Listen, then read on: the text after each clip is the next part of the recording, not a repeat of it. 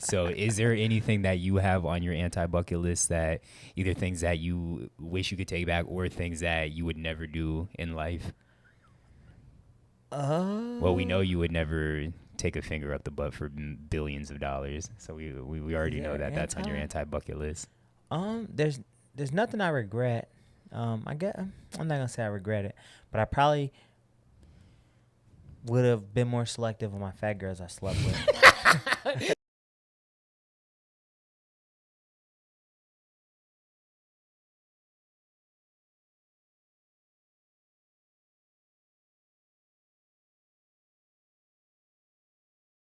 Welcome back to another episode of Save It for the Pod, episode number 59. Got Phil in the building, the champion. Oh, stop it. He not just Phil anymore, he the champion. Stop it. We got AJ in the building, but back to Phil, the champion. No, stop. How you feeling, champ? That's weird. I feel good, man. I've been chilling all week. I've been chilling, trying to recover, but I've been going to training every day, so I'm not healed yet. Yeah. So wait, so you got beat up a little bit? Yeah, a little bit. I mean, obviously you could be sore after a fight. Yeah. Only thing that really well, the biggest, I guess, injury or whatever from the tournament, I think I got kneed in the jaw under my head, under my head pad. So like my jaw kind of locked up, like right after I took my headgear off. It was kind of weird because I couldn't bite down. Yeah. That whole night, and so wait, didn't you go to Planta after? No, we went to Fat Boys. Okay. Sushi. I got noodles, so I was like, I really couldn't bite down, so I was just like, you really gotta bite down. Slurping it? Yeah, you really gotta. Yeah, you want to say it. Hey. You ain't really gotta bite down on the noodles. And we had sushi, so I was like soft chewing. Took some Advil. My jaw was straight like the next day, and then my toe has been, like, I guess you could say injured for like 2 months, and I just Turf toe? It's like, nah, I sprained my big toe, and because I was training so much, I never gave it time to heal. Yeah. And then I kicked this dude hard as shit. Like, I kicked him, and he backed up, and my big toe hit him right in the ribs. Yeah. And it hurt so bad. But I also left my big toe mark on his ribs. Yeah. Because I kicked him hard as shit, so. Well, real quick, let's give context. I mean, I don't know how many brand new listeners we have. We've brought it up on the last 3 or so podcasts that It's lit. you had a kickboxing tournament. It was like a random thing with a couple of different people. So you ended up fighting, 3 people in this tournament? Yep. So my weight class, which was 155, we had the most people, right? Yeah, we had the largest participants. So real quick, 150 is just 155 on the dot, or was it a range? 145 to 155. Okay. Yeah. But everyone's gonna try to make weight at 155. Yeah. Pretty much. So I made weight at 154. I weighed in at 8 when it had my meals, and then like I said, my weight class was the largest weight class for the tournament. So how it works generally is it's 3 rounds, it's 2-minute rounds. If you split round 1 and 2, there's a round 3. If you win the first 2 rounds, there's no round 3, and then if you win, you continue on. But because we had 10 people in my division, I think we were guaranteed 2 fights. Okay. So the first round of the first fight, I lost. I don't know what happened. Well, I kind of know what happened. Went out, like, in tournaments, because it's only 2 minutes, in tournaments like these, like, my coach was like, yo, people generally usually just come out swinging. Yeah. They don't feel you. Yeah. My fighting styles, I kind of try to feel you. So I tried to do that in the first round, and Buddy just came out super aggressive. And what really won him the round is that I'm backing up, and he hit me in the face gear, and I tried to fix my face gear, and mid trying to fix my face gear in the round, he caught me with like 3 or 4 straight punches to the face and just dropped me. So I fell, got up real quick, went to the, like, you keep saying he dropped you, like dropped me, like knocked me off my feet. I feel like, but when you say that, it makes it sound like you got hit clean in the face and got knocked down. I did. I feel like watching the video, it looks more so like you got a little bit tripped. I mean, I tripped up my own feet because my positioning was bad, but me tripping was also the effects of him just hitting me with a flurry of punches. I'm trying to make you sound better. It's cool. I feel like you didn't get hit clean in the face and then that's what knocked you down. I thought it was more so like a hit slash push, and then he kind of tripped you. I thought to me it looked like you tripped over his leg. No, That's what no, it he looked didn't like. push me at all. Okay. So, which is why I say I got dropped Yeah. because my footwork was bad. Because I'm like as I'm trying to fix, my feet got crossed. Yeah. Which you shouldn't do when Yeah, fighting. yeah. And then the combination of that, them punches, I just went back and just fell, and then popped up. And then after that, so I lost that round. I go to my corner, and my coach is like, "Yo, you got to win this round." So that woke me up. Like, I think that's when my competitive spirit kicked in. It didn't really kick in the first round, which is weird. It kicked in the second one. It was like, all right, I got to win. Yeah. And then from there, the second round was tough. It was not like the second round was really tough, but I won because I was the aggressor. I just kept pushing forward. So even though he was coming, I stayed. I was able to keep the center of the ring, Yeah. or the mat, and I was the aggressor for that round. And in the third round, he gassed out, and so because he gassed out, I just kept attacking him. But had he kept his breath and didn't gas out, he could have beat me that fight, because that was my toughest fight. And so Okay. I win that round. Kind of gassed out a little bit, got tired, but because our division was so big. My next fight wasn't for a while, so I was able to get my win back for the second fight. And for the second fight, before the fight happened, my coach was like, this guy's really technical. So for context, in the first round, I came out swinging wild, head down, just throwing just wild punches, no technique. That was the first guy you said. That was the first guy. And that was because he was swinging wild. So I think I just matched his energy, and he was just throwing wild shit, so I tried to throw wild shit back, which was stupid. And so going into the second fight, coach is like, yo, this guy's technical. He's been in a couple tournaments before.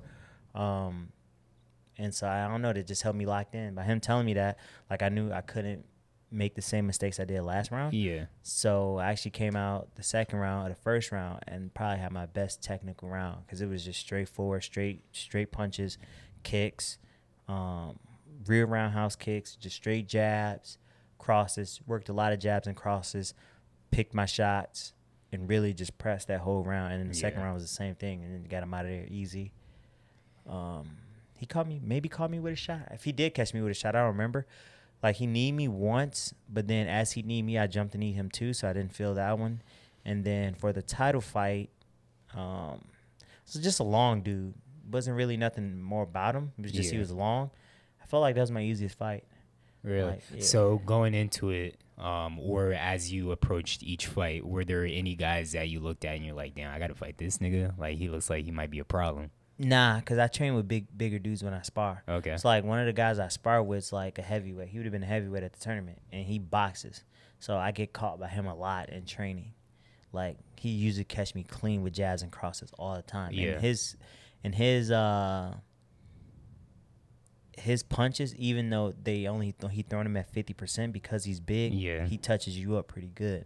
And we don't use headgear for that. So because when you fight with headgear on, you take shots. Like, you don't even feel them shots. So when I looked at the dudes, I was like, I like my chances. Yeah. Against everybody, because there's my size. Like, if you my size, I like my chances. Got you.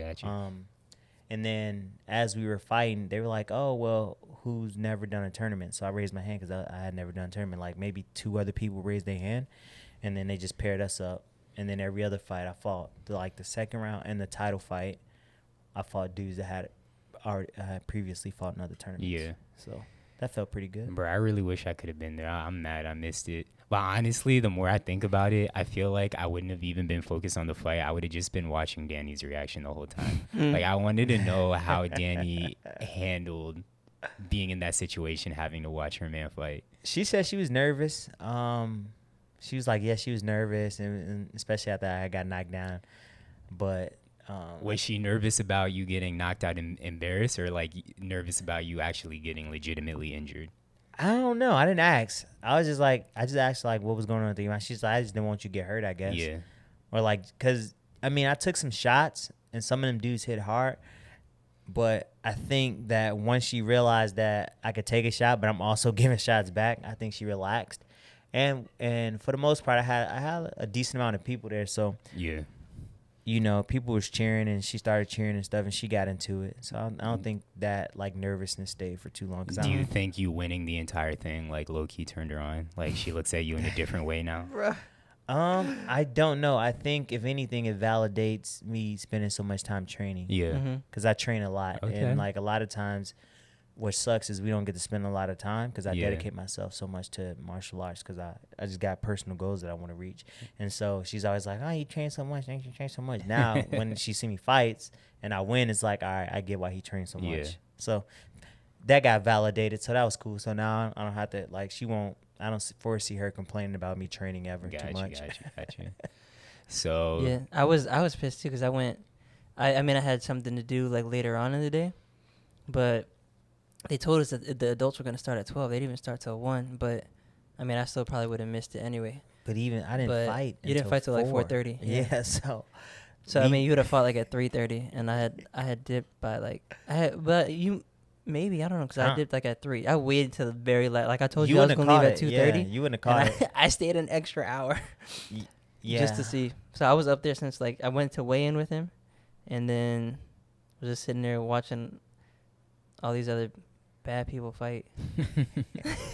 So you said adults, so there were kids that were fighting as well? Yeah, it was the teens kids go were first. actually kind of decent. Yeah, the teens go The first. It was teens, the yeah. kids, then the teens, then the Okay. adults, and because we had the biggest weight class, our weight class went last. So when I went to go warm up at like 12:30, I warmed up, stretched, did my practicing, waited so long that I cooled down, had to re-warm up twice Yeah. because the times are off. Yeah. Because it was like, oh, adults started this time. And then we ended up going on till 4. So we were in the back. I'm warming up, stretching, working some combos, just going over techniques that we want to do for the fight, just going over the game plan. And then it's like, all right, bet we thinking we finna go on. And then it's like, nah, just chill. And I'm like, damn. So I'm trying not to, in the back, I'm trying not to do too much and like tire myself out while also trying to keep a decent sweat. See, and you better than me. You didn't really eat that much too. Nah. That's true too. But you better than me, because had I known I had to wait that whole time, I probably like would have went home or went somewhere and lost all my focus. Well, from 8 to almost noon, we were at your house, right? Yeah, Oh, we was okay. just chilling. Yeah. Oh, got you. Okay. Yeah, we I was thought you chilling. was there the Nah, we entire weighed time. in at 8, and because once you weigh in, you can go eat. So I got there early, because I was hungry. I just wanted to put some food on my stomach. Yeah. So once we weighed in, I went ate my oatmeal. We went home, watched some animal shows. I watched big cats, lion shows. Okay. You know, just watch animals hunt. So get you my was mind getting right. it in the mind of the lion, the king of the jungle, ready for your prey. That's what you was doing, huh? That's it. You know, get my mind right. It was fun though. Like Yeah. I was telling my coaches, I'm like, it's fun. And my Sifu, who's the owner of the gym, you know, he talked about how like they saw the dedication. He was really proud of my transformation that I had posted, and I told him that, you know, I enjoyed myself. It was funny. He was like, hey, well, you know, keep coming in. We'll get you on the undercard for a Muay Thai fight. Bro, Like, say less. you can't go, so you posted the before and after. Real quick, tell the people you started at what weight? Like 179. Yeah, 179, got to 155. 154. 154, Yes, sir. Which is about my weight. And for the people that don't know, me and Phil about the same size. But the joke we've always had over the years is we've always called you Teddy Graham Phil. Mm-hmm. And so it's also wild to me because now that you've been vegan for so long, like you got back to Teddy Graham form, but you lost the Teddy Graham body. You looking good. You slimmed down. Got the abs poking again. And I even tweeted like, yo, this nigga Phil got me motivated because I can't let Phil be in better shape than me. He lied to us too. Oh, who, Phil? Yeah, he said he was gonna shave. Oh, yeah. No, because I don't have my 6-pack back yet.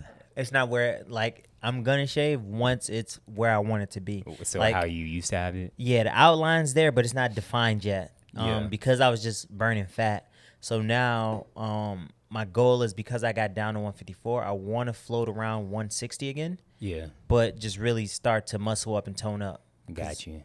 Because if I can keep around 160, I'll be good to cut 5 pounds healthy. I don't want to do unhealthy cuts. You don't take any like supplements or anything, right? Nah, I was on a protein shake, and then I just stopped during my cut. So I haven't taken protein in like a month. So I might get back on protein just to help build a little bit of muscle, but we'll see.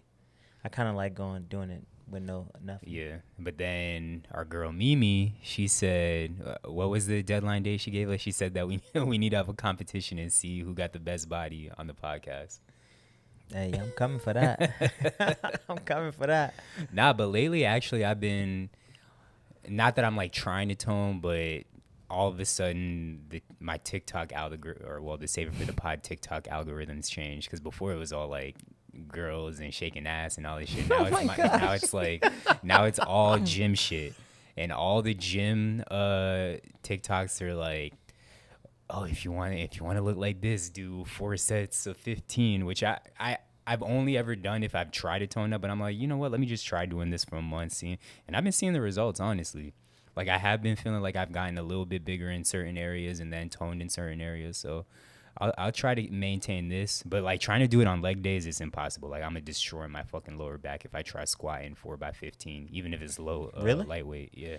I do 4x8. I was doing 4x12 for a while, but the program I'm on is just hella cardio, and Yeah. I'll probably do this for 2 more weeks and then start to get on some more hypertrophy. Hypertrophy. Yeah. I can't say it, but yeah, Hypertrophy. that hypertrophy. I can't get it out. Fuck it. But y'all know what I mean. So yeah, man, it felt good though. I got my belt because I don't really like attention like that. Like, I just like the process of putting in work. Yeah. So like, even after I won, everybody's like, "Oh shit, you won!" Blah blah blah. I'm like, it was cool. I just like working. Yeah. And like seeing my work. Not even because I would have lost and felt the same. If I lost, I would have felt the same way. But there was things in the fight that I did that I don't do in practice. So being able to do that naturally, like checking a kick. Yeah. Like, I sent that video to my coach. It was like, yo, I checked the kick twice, clean. And I be eating them shits in practice. So like, that was my proudest moment. It was like, oh shit, like, so. The muscle memory was there. Yeah, so it wasn't even that I won. It was like, oh, I actually was able to put in some technique stuff that I don't do that I've been trying to do, and really get a chance to look at myself and self-evaluate and kind of see what I need to work on. Yeah. So I'm excited to like really tighten up like my rear kicks, try to work on my cross a lot because my jab is straight and distancing and stuff. So that's what I'm most excited about, is just being able to fine-tune some stuff and putting it in action again. Okay. Well, hopefully you stick to this. It's funny because I don't even remember why I said it in the first place. You probably said some typical Phil shit. But I said I hope that your next venture in life, and not that I think you're going to give up on fighting, but I hope your next venture in life is becoming a stand-up comedian. Because for the podcast, we've actually never talked about you being an actor before, but Phil always finds something new. Like, you and Luke are similar in this way. Yep. Where like you find something, obsess over it, and like that's your thing. With you, it was the acting before, now the fighting. With Luke, the cycling, the working out, all that stuff. But I honestly think you could be a good stand-up comedian, bro. And I hope I hope just for my selfish reasoning that you give it a shot one day. I actually thought about doing it because my homegirl, like one of my best friends, she did improv, and she was trying to get me to do improv, and that's when I was doing acting. Yeah. And I thought about doing it, but I was like, I actually just like acting better. Yeah. I would do improv, I think. I actually kinda did lit. improv as a kid. It's pretty fun.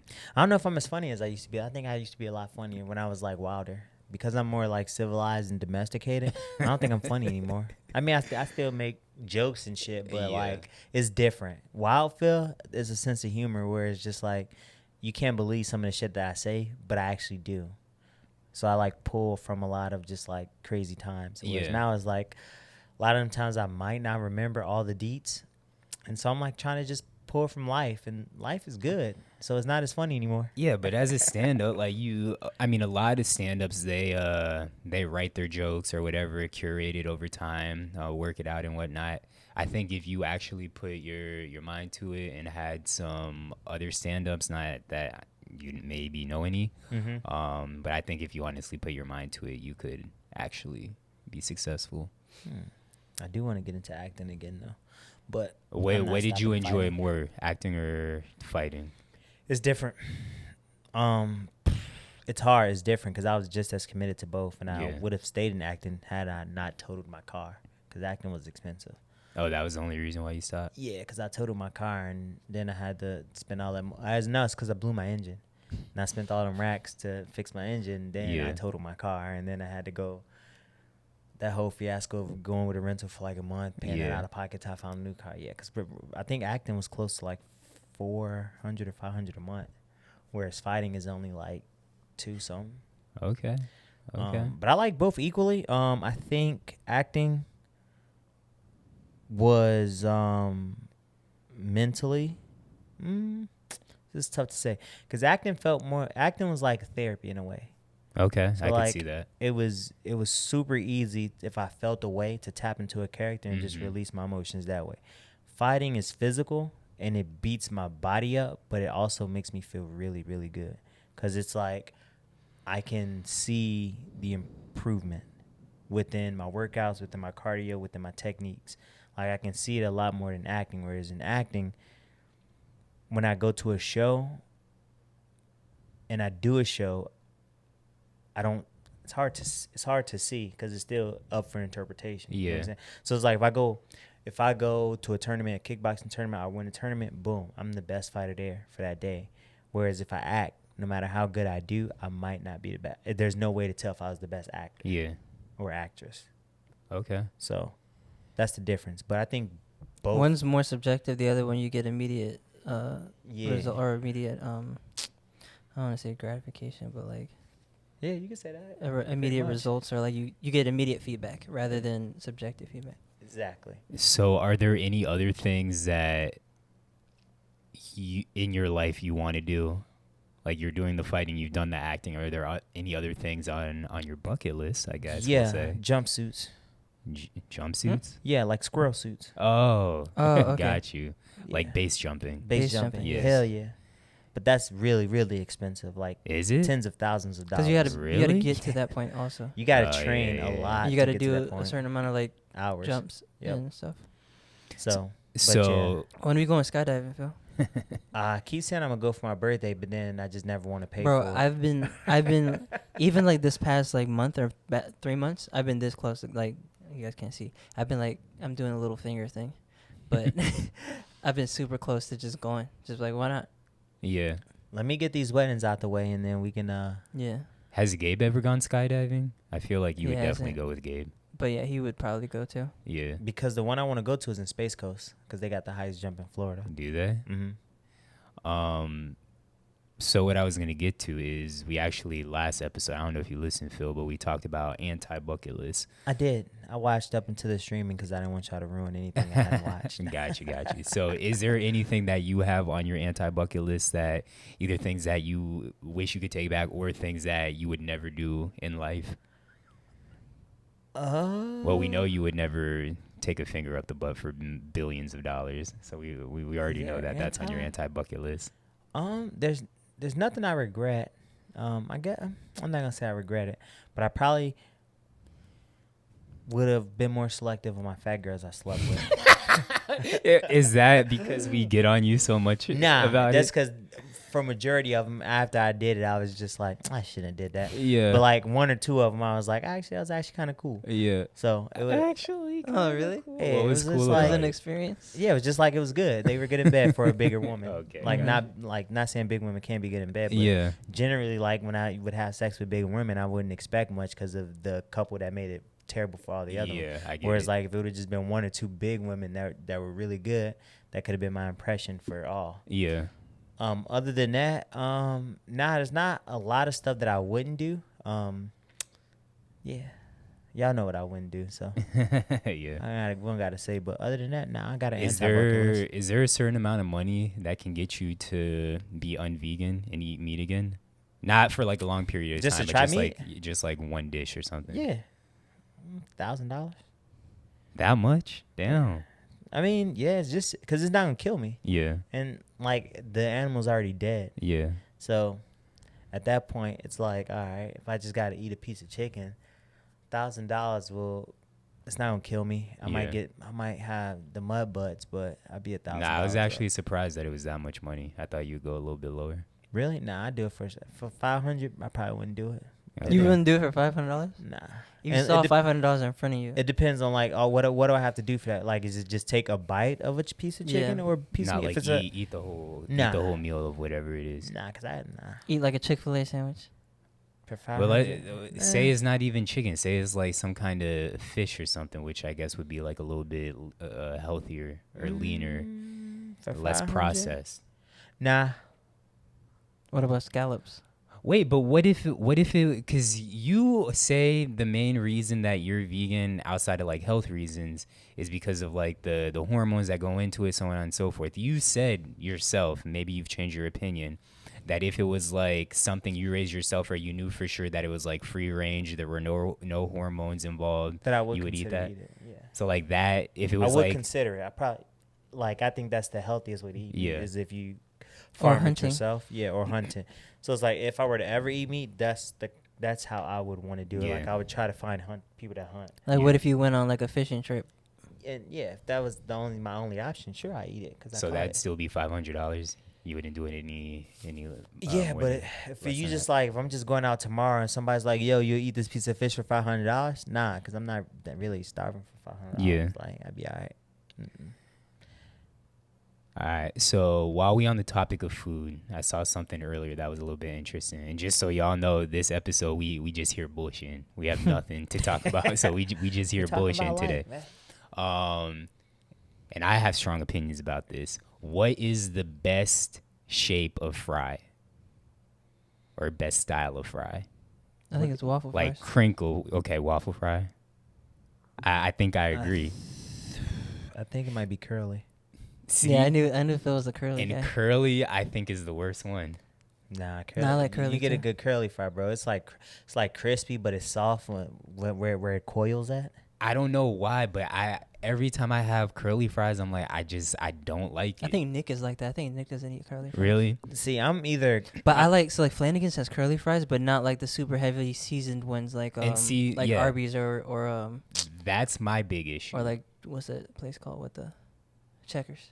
I don't know if they're Oh, curly. yeah. So but wait, they y'all don't have like the same wedges? seasoning. No, I do like wedges, but what I was gonna say off of AJ's point is I don't like heavily seasoned fries, like the Checkers. I actually just ate at Miami Grill yesterday, like their style Yeah. of fries or all that stuff. And typically curly fries are super heavily seasoned, so I think that's probably why I don't. But I like Flanagan's fries a lot. It depends on who seasons the fries, because sometimes I like them just lightly salted. Sometimes I like them with a little. Like I like when I get burger fry, I like my fries Cajun Yeah. with the Yeah, Cajun fries seasoning. are good. Yeah, but I like curly fries, and then see, this is tough for me because I want to say waffle fries, but I only think it's Chick-fil-A waffle fries Mm-hmm. because I think other waffle fries are not ever that good. Yeah. So I think I'm gonna just go with is it straight cut, like the Yeah. McDonald's cut? Yeah, yeah, Regular yeah. cut? I like the regular cut fries because Yeah. I feel like those are easier to make better than waffle fries because I'm very particular about how I want my waffle fries made. So when it comes to the straight cut fries, do you like it, and pause, do you like it when it's like more firm and crispy, or do you like it when it's like soft and this sounds disgusting. And But- Gabe hopefully he's not This is listening. definitely But like when pausing. it's like kind of, I like it when it's like just floppy and soggy. Oh wow, Ugh. No, I like. you're I like, disgusting, low key. Am I? Yeah, that's I like- bad. Tatiana actually, I think, agrees with me on this. Like as far as like just the straight cut Really? fries go, yeah. I like my fries with a mild erection. So you like See, now you taking it to the next level, my nigga. Why you got to do Mild that? erection. What So it's made you not- go so with it's not- that bar? So it's not crispy. so you like oh, what's her name? She does like this like Wingstop fries. Yeah, it's Tati not- does like Wingstop fries, Yeah. right? Who does? Tati? Oh Does yeah, get she Wingstop? loves Wingstop. Wingstop, and then what's the other place? Five Guys. They have fries like that. But I don't know if this is like Soggy in their fries? secret recipe or something, but Tatiana is convinced, and I've seen other tweets that Wingstop puts like sugar in their fries. Oh, probably, yeah. People do that. Okay, I think there's sugar in McDonald's fries. you think? Yeah, I'm pretty sure. Them shits be extra salty though. Yeah, but they like, I think it's like, I think I seen a video or something. There's like there's so much processing that goes into, or not process, but like so much process that goes into the McDonald's fries. Like they Yeah. freeze them and then they like soak them and they do add sugar. Like adding sugar to fries is like not that Really? not that crazy. Yeah, Yeah, but I like my fries in the middle. I like but them not crisp not but at chewy. the end, but like when you're preparing them. Yeah. Yeah, and then they'll salt the fries after they fry them and stuff. So Phil, you said potato wedges. I actually really fuck with potato wedges. Trash. I want my don't like fries to be a little more potatoey It's than just too anything. thick, bro. Potato wedges be too goddamn thick. You eat like 4 potato wedges, bro. You be You ate a whole full. potato. Bro, you be full. You be like, bro, it's not a But see, breakfast. I can't make potato wedges myself because it's always undercooked. I've never made a good potato wedge myself. Because you're not supposed to be making them like that. That's Yeah. why. But I will say, You're probably not soaking them for long enough. I think potato wedges, you boil them. Yeah. You like flash Okay. boil them and then you fry them. See, I never soaked them. In all like the cooking videos I see, they would soak them. I Yeah, just you gotta also soak 'em. never would. You think to always make gotta soak potato fries. wedges. You said what? Out of all the fries, I would not think to make potato wedges. Yeah. Like, Yeah, let's for make some sure. Potato For wedges. sure. Crinkle cut is probably my second favorite though, after waffle. Really? Yeah, I like. If you get like crinkle cut. Oritas or whatever, and they come like if you get the I think Orita like. I don't even know if I'm saying that right, but the crinkle cut freezer bag one's probably Yeah, the yeah. best. And the the best red ones bag. from like Yeah. from like making them at home or like in Exactly. the oven. I think Yup. those are I agree. And I don't know y'all opinion on hash browns or tater tots, Tater but tots are both are lit. trash. Oh, tater tots are lit. Nah, You're hash sleep. browns are fire. I actually had tater tots. I just got some tater tots this week actually, and it was whatever. In my mind, I like to think that I like tater tots a lot because it gives me like nostalgia from school Yeah. lunch. But then once I get them, I'm like, They these just shit's so too greasy. Yeah, It's Oh, too it Hash depends. browns. Then it depends. Yeah. Hash browns are good though. It Hash depends browns are on lit. it depends So on who's how you making make them, your yeah. hash browns. Are Yeah, they if it's crispy the shredded hash ones or like cut up shredded potatoes? ones are good, but like the Oh, McDonald's, where it's McDonald's just trash. like That's a heart yeah. attack. Yeah. No, not those. I'm talking about like the shredded, Like shredded IHOP, ones. IHOP yeah. style hash browns. Or like They- potato hash. Or do you count that as hash browns? Yeah, What do you mean? You could. Technically? yeah. Like potato Talking hash to make- Mike. when they chop them up in squares, like the little squares with the peppers. Is that considered hash browns? Yeah. Oh yeah. Yeah. So that like that. But yeah, the McDonald's hash browns, heart attack. Yeah. Well, this is a potato appreciation pod. Potatoes. I don't even like fries that much. too. Really? Yeah. I like sweet potato fries with barbecue sauce. Yeah. But barbecue sauce, the top condiment, in my opinion. Me and Luke have Of had like this the main, conversation. of like the main yeah. ones. Oof. I'm gonna have to say hot sauce might be above barbecue sauce. As long as it's not ketchup. I fucking hate ketchup. And people that I know that's the norm, but people that use ketchup, y'all need to extend your palate and try some other condiments. So of your condiments, how do you rank your top 3 since you don't like Wait, ketchup? that it's so funny you say that because ketchup is a big component of barbecue sauce. It is. It is. I know that. And when I found that out, I was very disappointed. Well, one, are we considering syrup a condiment? It is a condiment. Okay. Is it? I don't know. So It is, 'cause barbecue. it's in the Or is it a dressing? It's I think I it's- guess dressings are condiments too. yeah, if those you, are condiments too. because Yeah, people gonna say technically. ranch. I Yeah, don't and know. you whether it's a dressing or not, you could still say that's a Yeah, condiment. buffalo sauce is kind of But lit. definitely barbecue sauce number 1, Okay. syrup number 2, because you know I'm a sugar baby like you. And then number 3, that's tough. I might actually have to say ranch. Interesting. Yeah, I might have to say ranch. It's funny because I have a sweet tooth, but I hate syrup. Yeah, you don't like syrup, which is Like so on my weird. pancakes. So if you Like, ever, Where if you at, it's- AJ? If it's what condiment rankings, I don't know, bro. It just depends on what I'm feeling. But I like blue cheese a lot. wait, I thought you hated blue cheese. No, I love blue cheese. Oh, okay. Just in general, like Yeah. I like crumbled blue cheese, like on burgers and Yeah. just stuff. Bro, But I also like blue cheese over ranch. what is okay, I need if you're a blue cheese expert, Connoisseur? yeah, connoisseur. Every time I buy blue cheese from the grocery store, it's always trash. Like if I get blue cheese from a restaurant, it's always good, but I've Yeah. never found the right brand of blue cheese from the store. Oh, I hate blue cheese from the store. Okay. So yeah, I wouldn't. I don't Okay. know. And if their blue cheese is too creamy, then I don't like it. Also. Yeah, I need my crumbles in it. I Right. can never find it crumbly enough for me. But what's your top 3, AJ? I don't know, man. It just depends on what I'm eating. That's to be true. honest, it depends on what. Like you guys put barbecue sauce on. You guys being you and Luke will Yeah. put barbecue sauce on anything. Yeah. But it kind of just depends on what I'm eating. Oh, actually, I think I have a number 3 that's not ranch, and this is brand new that I'm obsessed with it. Mhm. But it's like the mayo sriracha. Like I could spicy put mayo? that spicy that's mayo sick. sriracha, and I'm not even like a mayo guy, but the mix with the sriracha, and I'm not a sriracha guy either. I know Julian loves it, but the combo of the both, it's just right. Undercover, brother. I think mine is hot sauce. Which hot sauce? Just hot sauce in general. Yeah, I don't like Tabasco though. I'm a big fan of Tabasco. I'm a big fan Yeah? of Louisiana, I Buffalo. like Louisiana. I just like hot Buffalo. sauce, bro. Just hot sauce. Yeah. Crystals. So hot sauce 1, barbecue sauce 2, and then 3 is Probably, because when I think of condiments, I'm not gonna put syrup there. I'll probably put mustard. I like mustard. I too. love mustard, See, especially on my burgers. Okay. Mustard's good for Yeah, you too. mustard I can only eat with a burger or a hot dog. When I was making my glizzy? gourmet glizzies the other day. Yeah, like I don't like ketchup. That I mean, I used to hate ketchup. Like I never really liked it. So I used to hate ketchup. Also because my brother ate so much of it, I'm like, yo, everything you're eating tastes like ketchup. The same way I say with Luke in Yeah. barbecue sauce. Like no matter what, like especially with Luke, how Luke used to be, everything he ate no matter what it was, it tastes like ketchup. Which is weird, yeah. Or not ketchup, like barbecue sauce. I'm like, well, you put barbecue sauce on too much stuff. That's just weird. Yeah. So that's why I say it depends on where was I going with this before I got distracted? What did you say before the ketchup thing? Mustard. Mustard. Oh yeah. So the only time I like ketchup or I need it is if it's like on a hot dog, like with mustard also. Yeah. Like the combo of like ketchup and mustard, that's what a they solid got right. combo. Yeah.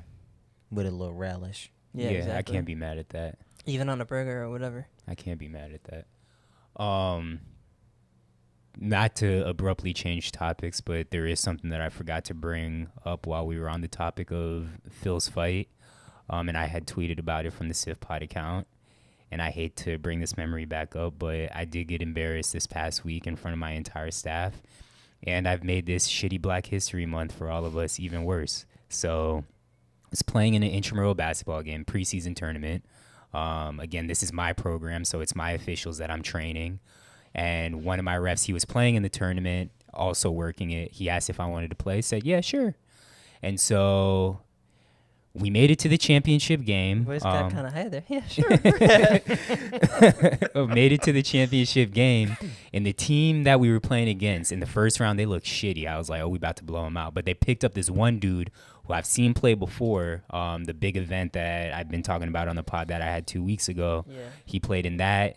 And he was the only dude in the tournament that could dunk. So I'm like, I even told my team, I'm like, this dude can dunk.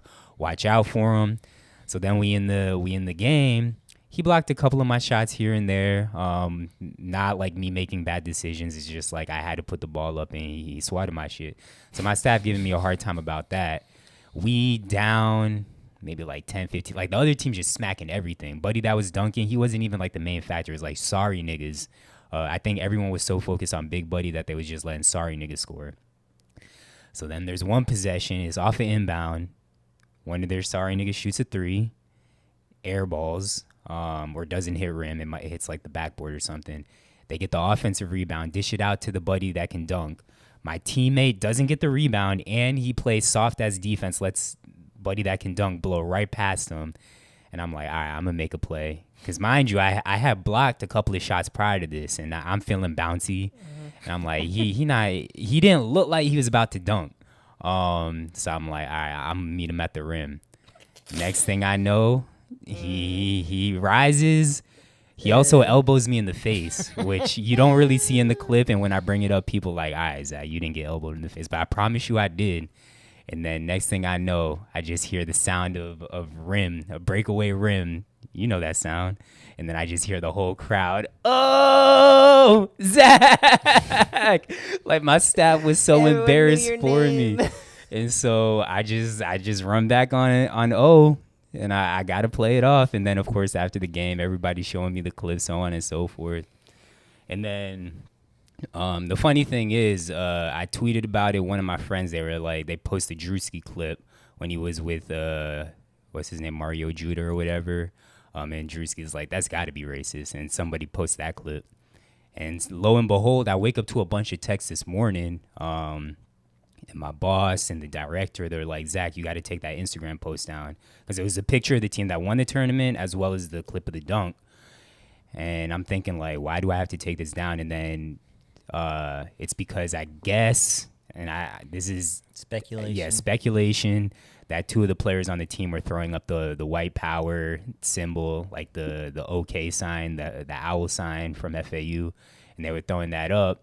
They might have actually been doing it, but now it looks like it could have actually been racist on that dunk. The buddy that dunked on me, he didn't throw it up though. So if he would have thrown it up, I would have felt a lot worse. Like I didn't feel that bad. You definitely would have suspended them.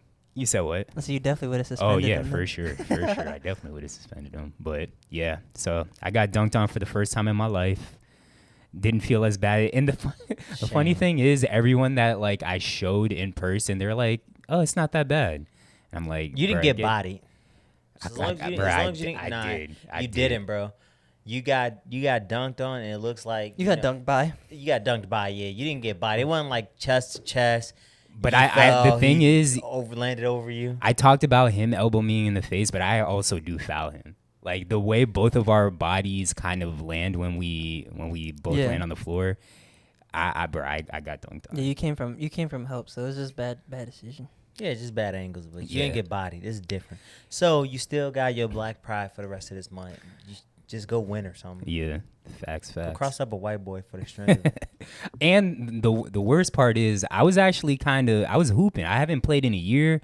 I was hooping, but my staff, they didn't want to recognize the plays that I was making, the assists that I was getting, the buckets I was getting, free throws I was hitting, all that. But you're an embarrassment. It was an embarrassment. But anyways, moving on. So we could talk about streaming. Two of the things are from last week. I don't know if there's anything, AJ and Phil, that y'all have been streaming before we get into Euphoria and Jeen-Yuhs. Did you watch Jeen-Yuhs Part 1, Phil? Yeah, I watched Jeen-Yuhs. Right. And then the only other thing I've been watching is just Euphoria and Abbott Elementary. I caught up on my episodes on that. And I'm a week behind on that. It's like an animal show on Netflix. I've come to realize that animal documentaries have the best frames, so they have the best viewing experience with my TV. Yeah. Like it's just so live compared to like that, and Disney Plus probably have the best pictures. Animal documentaries and Disney Plus, best pictures.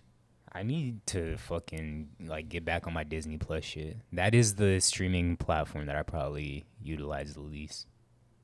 And I have damn near like every streaming platform. I feel like if I had kids, I'd watch it more. But a lot of those movies, I have to be in a certain mood to want to watch. Yeah, like half of them. Yeah, because it's like Marvel and shit. So before we get into Jeen-Yuhs, did you watch Jeen-Yuhs Part 2? Oh wait, no, I started Love Is Blind. Oh, did you? Yeah. Did you? What do you think of it? It's actually pretty good. Did you? Well, I'm assuming you started with season 1, right? Yeah, I'm to the point where Phil, are you ever gonna watch it or no?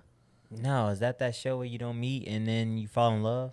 Yeah. Danny watches it. I think it's so stupid. Fucking yeah, watching it, I really am doubling down. Wait, she crying? No, you're talking about the people on the show. Yeah, they crying and shit. Yeah. I just have a connection with you and I'm in love. I'm like, turn this shit off. It's actually really interesting. I feel like you would like it. I watched the first episode, a little bit of the first episode with her, and I was like, yo, what is every time I watch the episode, I was like, what is this shit? Yeah, it's actually if you get through like the first full one and stuff, it's like, all right, this is like, there's other bad reality TV shows where everything is like super staged. Yeah. And this one is not as staged because like they don't really have to. I'm just not a fan of reality though. Yeah, I'm not either. That's the thing. Like I only watched it because I've heard Zach and Tati talk about it like 4 different times. So you said you were doubling down and you're definitely staying with your stance of doing Married at First Sight? Yeah, I haven't seen that show, but still, yeah, because exactly what I thought was gonna happen was happening. People just like playing games the entire time. Like after, not the entire time, but like at a certain point, people are like trying to hedge their bets and like, I don't know if I like this person, I don't know if I like that person, and really, what's that dude's name? The one that looks like a frat guy. I really can't even. There's only Barnett. one. Okay. Barnett started playing games with one of them because the other guy was like, oh, I really like her, and I told her I was gonna propose to her, and she was like, oh, bet, it's lit, and he's like, dang, I've been talking to her too, and I don't know if I like her or this other girl. So he like basically just plants the seed like, oh, I might propose to you tomorrow. So she goes back to other dude and is like, I don't know how I'm feeling anymore. He's like, what? Yesterday you just said she was gonna marry me. So yeah, this is all through a wall. And then they get real messy when they have like a whole like little mixer or whatever, and everyone gets to see each other. Exactly. Like, wow, he's way more attractive than mine. And then it's like, damn, I played myself by picking this motherfucker instead of that one. So yeah, but it's the twist with the dude with the black dude with the beard, and he was like, "I like to date mans." Oh yeah. Yes. And like I kind of get both of their perspectives, because it's kind of tough. Like how as a bi or gay person do you tell, like at one point are you supposed to tell this person? Exactly. And she kind of like she handled it wrong. One, she handled it wrong, but she also set herself up in the beginning, which I don't think she remembered. You talking about the first season, right? Yeah. I remember that part. So she didn't remember like dude from the jump. Like I was like, his energy is off. Why is he trying to be super like suave or whatever and like act like something he's clearly not? And then he's like, "Oh, I got a past and stuff." And she's like, "We don't have to talk about past. I definitely don't want to talk about past." Yeah, that's so the like, black couple, right? Right. Yeah, so like, girl, you set yourself up. He might have opened up to you across the wall or whatever before it got to that point, but you weren't really trying to hear it.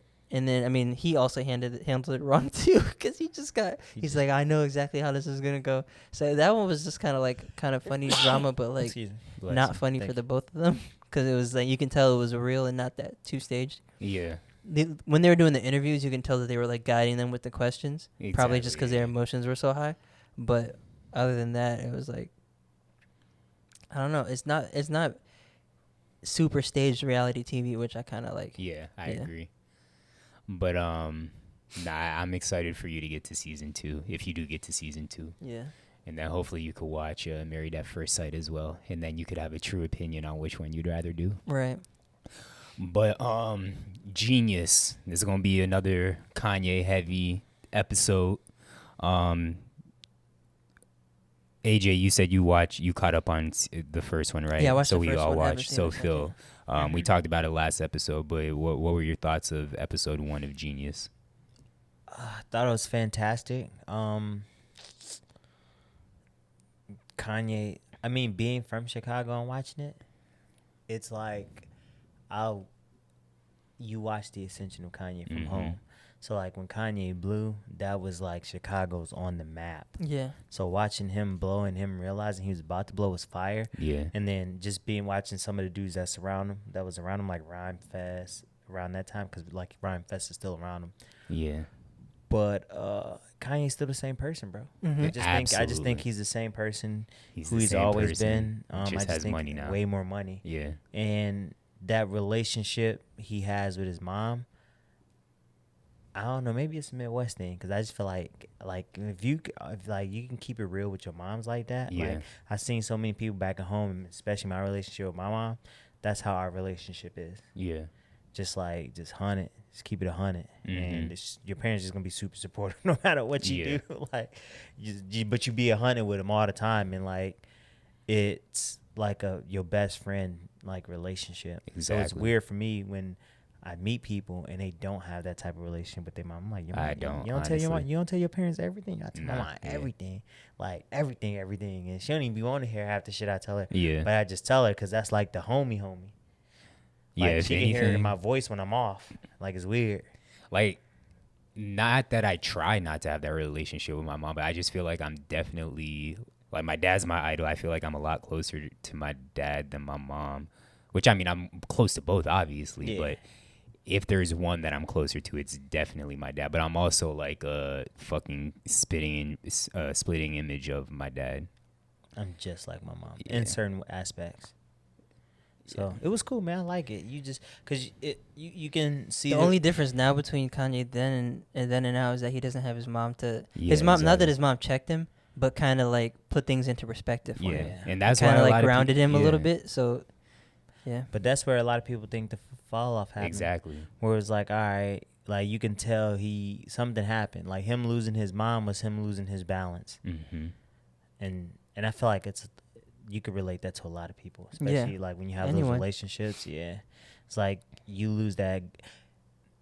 Like I don't know, it's like a guiding light. Like your parents can just say stuff to you, where it's like, all right, they make a good point. Let me sit back and take that into perspective. Where somebody else tell you like, you ain't trying to hear that shit. Yeah.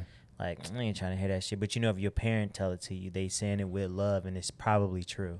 Yeah. So yeah. All right, so please tell me, y'all, y'all watch part? I know AJ said you didn't watch part 2, but did you watch it, Phil? No, I didn't even know it came out. God damn it! I It didn't even know was it just came on out. like Wednesdays or Thursdays. I think It's it's been tough, bro. I think it's been coming out on Tuesdays or Wednesdays. See, yeah. I if it comes out late, I'm in bed by 10 o'clock, bro. Yeah. So I'm Well, not I mean, it staying up comes out like 12 at midnight. at midnight. Yeah. Hell no. I can't watch it to the weekend. No, I'm saying like it's been out I think since Tuesday. No, I think it's Wednesdays. Okay, Wednesday then. Yeah, but that's what I'm saying. Like, But today's Friday, so we got like Yeah. a day and a half to watch it before coming here. true, and I had to catch up on Abbott yesterday, so we'll watch it. Yeah. I'll watch it. I'll save those for the weekends, like, Yeah. because those are like an hour and 20 minutes though. Bro, so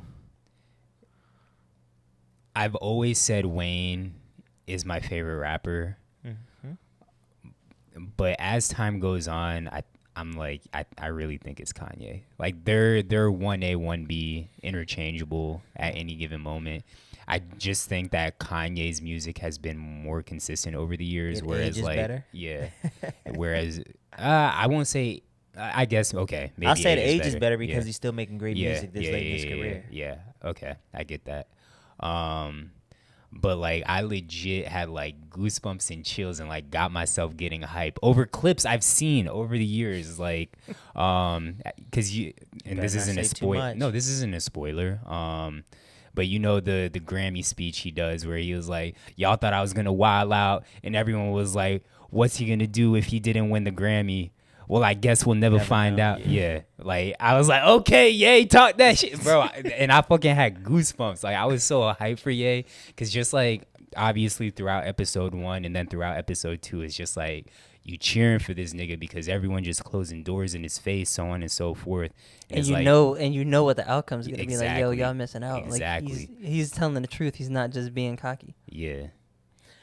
But I think that just goes to show you, like, And even in the first one, he was even being cocky and confident in himself. He was still very like humble. Yeah. Like he put the work in. Also, it wasn't Yeah. like he was just out here just saying I deserve all this without putting the work in, or Well, like he wasn't yeah. doing the grunt work and like, hey, I'm gonna play this song for you. That's what I've been working on. People are Yeah. like, huh, what is this? But like now, some of the bars and lines he was saying are ones that resonate with people the most. Yeah, I think episode 2 you see a little more of the cockiness and less of the humbleness, but no, he's still definitely humble. And I mean, he talks about the fact, and I mean, I don't want to spoil too much. then stop talking.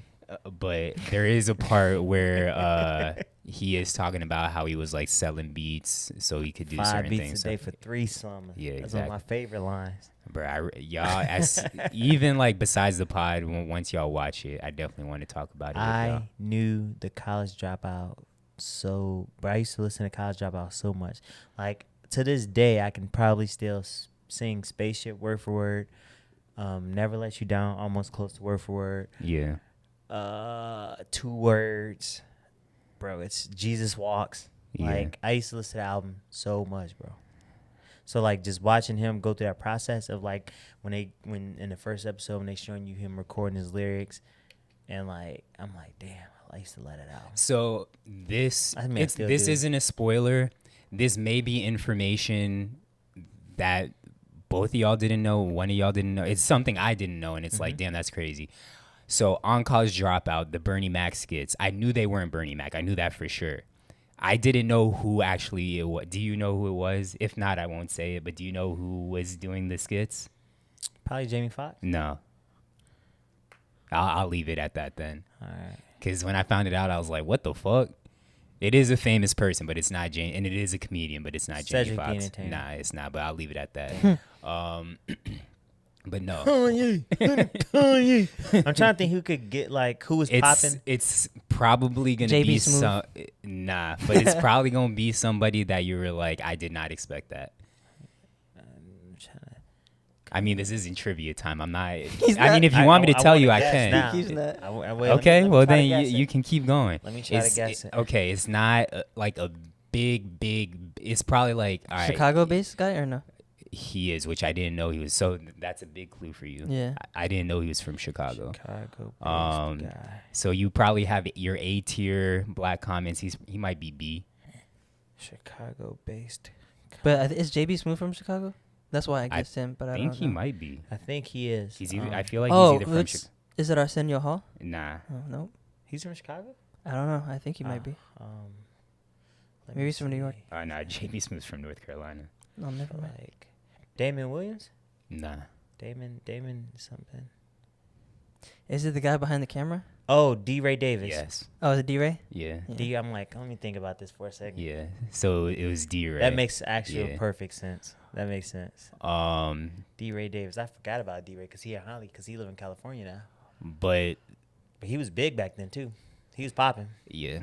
I mean, this just goes to the title of the fucking documentary, Genius. Like, this goes back to the conversation we had last week, AJ, when I was talking about talent and y'all were like, oh, you are talented. So, but for me, I guess when I think talent, I think of people that are geniuses.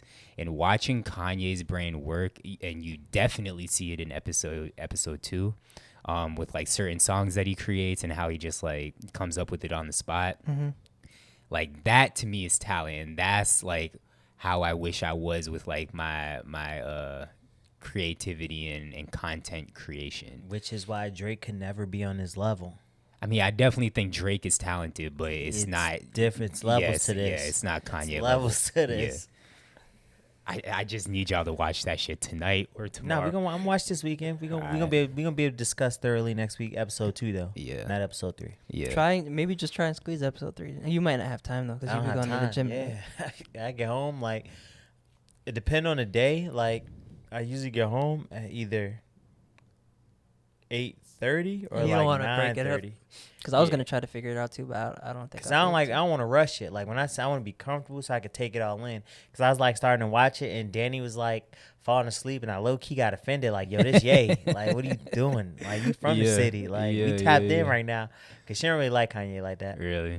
And I'm like, yo, we tapped in. This is Ye. Like, this is Chicago. So Yeah. And in the first one, he even said, "You might as well just call me Ye." Yeah. And now he goes by Ye. I was like, yo, that's kind of lit. And that's funny because he credits, I think it was, some other rapper for coming up with the name Ye. And then I thought the same thing because he did call himself Ye in that first one. He probably just forgot about it. And then, Yeah, that's true. hey, but he was talking about crucial conflict, do or die.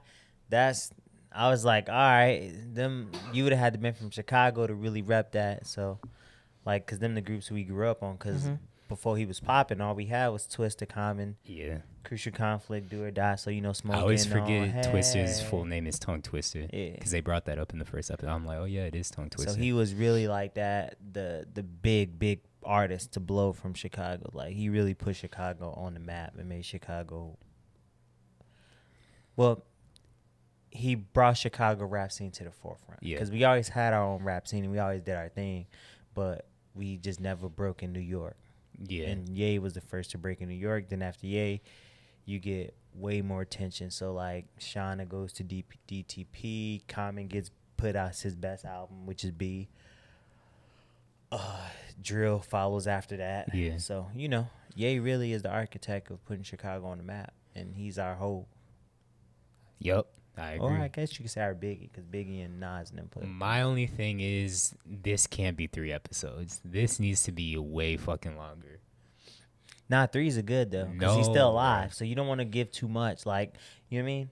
Because, like, I he's almost- still making good stuff and still, like, he's still building. So, like, giving 3 is just like, all right, we're going to show y'all how we got here. And then, like, he can document so much more stuff now, especially with, like, his relationship shit, him being a billionaire. But the him thing taking over is, the fashion industry. the thing is, episode 1 and 2 are both about the college dropouts. So I also have could be just how much they had. They Yeah. might just not have that much. Not that they don't have that much, but yeah. they might only have a Cootie, certain amount of usable stuff. Because That is I don't true. know if Cootie still like follows him around with camera. I didn't like his voice. I ain't going to lie. I was like, I don't like this dude's voice. No, I like his voice. And this is how I started to follow Kanye. And I'm like, who is this nigga? And it just so happened that I was destined to be behind the camera and Ye was going to be the greatest ever. I'm like, shut up, nigga. Well, hopefully there's more footage because I want a fucking genius for like every album that Kanye has dropped. Well, maybe not everyone, but definitely College Dropout. I definitely want one for My Beautiful Dark Twisted That Fantasy. one probably is lit because the studio sessions alone Yeah. has probably so much good Who content. he had in there? I want one I for mean, Yeezus. The Life of Pablo too. Yes, Yeezus, The Life of Pablo. Because he had to like and Donda. Riri's on that, Frank's on it, like.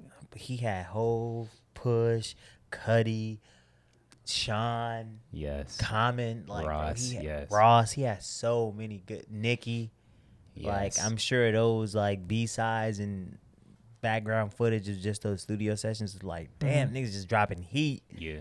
So Did y'all get to watch the concert, Donda 2? Or listen to it? mm-mm. Yeah, me neither. I'm disappointed. I don't got the stem player either. So Some of the songs are good. Are they? Yeah. And during the thing, like he threw his mic into the water. Yeah, because the sound was fucking up, I think. Yeah, like, I think they were just like, I want to know what went on behind that. Usually would have come out by now, but yeah. Yeah, well, hopefully it comes out on streaming. I think I read that you could get it off his website. I honestly haven't checked, but I will definitely check this weekend because I want to hear it. And I know a couple of people that went and said it was amazing. Some people said it sucked. Some people said it was amazing. But with Kanye, I feel like that's the reaction you're always gonna get. It was pretty good, but like the production of it and. I think it just didn't end up being what he wanted it to be. And like people were like things were not going that well, but it was only like towards the end that stuff didn't go that well. Yeah. Which means that he'll probably change it anyways. Yeah. He's good for changing an album. But the Alicia Keys cameo was kind of live. Was that the song with him and Fabio and Alicia Keys? I think so. New York City. Yeah. Got a New York some shit. Yeah, that song's super fire. Yeah, that one's decent. Fabio, I actually really fuck with Fabio. He's cool. Like he got the same cadence. Oh, on every song you're saying? Yeah. Yeah. So it's cool. Like it works on drill beats. Yeah, it definitely does. I don't know how I would like him on any other thing other than the drill beat. I would have to hear him, but I don't listen to him like super much, like a lot. But when I do hear him, I'm like, all right, he be snapping. Or he's good in his pocket. Yeah. Euphoria. Wait, speaking of streaming, how we could do? We could finish Euphoria first, then go to music. Okay. I want to touch on some tunes. All right, Euphoria. What we think about the episode before the finale? It was good, but I feel like it was just a filler episode almost. You think, bro? That's the second person I thought it was a setup episode. That you're the second person I've heard say that. The plot didn't progress at all, and we just basically watched exactly what happened the entire season. It was for that to be the one right before before the season finale. None of the stories that they built up throughout this entire thing either got answered or progressed in that last episode. Yeah. Okay. So I see that. Not that it was a filler, because it was cool seeing the play, because you got to see like that outside person's perspective of what was going on, and you got to see people's reaction to it, and like the dramatization of like everything, like making it into a play. But yeah, so it was cool, but like nothing happened, nothing progressed. I don't know if maybe the storyline didn't get pushed, but to me what's Shorty's what's her name? Cassie? The producer of the film. Lexi. That's Lexi's moment. Yeah, it was Lexi's So like episode. In each episode, every character has their moment. So I think that was Lexi's moment. Yeah. So which is why I don't think it was a filler.